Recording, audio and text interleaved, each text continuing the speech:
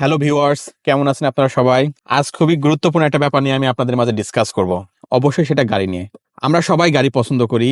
আমাদের সবারই স্বপ্ন একটা সুন্দর গাড়ি নেওয়া। হয়তোবা কেউ কিনছি, হয়তোবা কেউ কিনবো।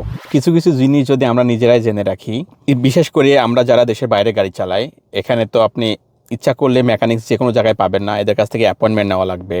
আপনার রিকভারিতে ফোন দিলে সেখানেও আপনার টাইম ওয়েস্ট হবে। বাট আমরা যদি কিছু কিছু ব্যাপারগুলো জেনে রাখি, যেমন কিভাবে টায়ার চেঞ্জ করা লাগে, টায়ার পাঞ্চার হলে কি ধরনের প্রবলেম হতে পারে, একদিক দিয়ে আমরা টাকা সেভ করতে পারবো, অন্য দিক দিয়ে আমাদের টাইমটাও সেভ হবে।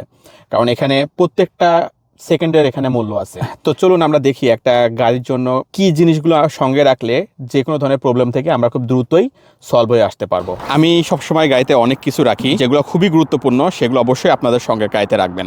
তো চলুন দেখা যাক আমার গাড়ির বুটে কি কি আছে। ফার্স্টলি আমি আপনাদের বলবো এয়ার মেশিন, যেটা খুবই গুরুত্বপূর্ণ একটা ব্যাপার। যে কোনো জায়গায় আপনার গাড়ির পাঞ্চার হইতে পারে, গাড়ির চাকা থেকে হাওয়া চলে যেতে পারে। তো অবশ্যই এটা আপনাদের জন্য অনেক গুরুত্বপূর্ণ একটা ব্যাপার হবে। জাম্প স্টার্ট কেবল, যদি আপনি ইউরোপিয়ান কোনো দেশে থাকেন অথবা আমেরিকা, কানাডা, অস্ট্রেলিয়ার দিকে থাকেন, এখানে তো প্রচুর পরিমাণে ঠান্ডা হয়, যেখানে ব্যাটারিটা খুব দ্রুত ডেড হয়ে যায়।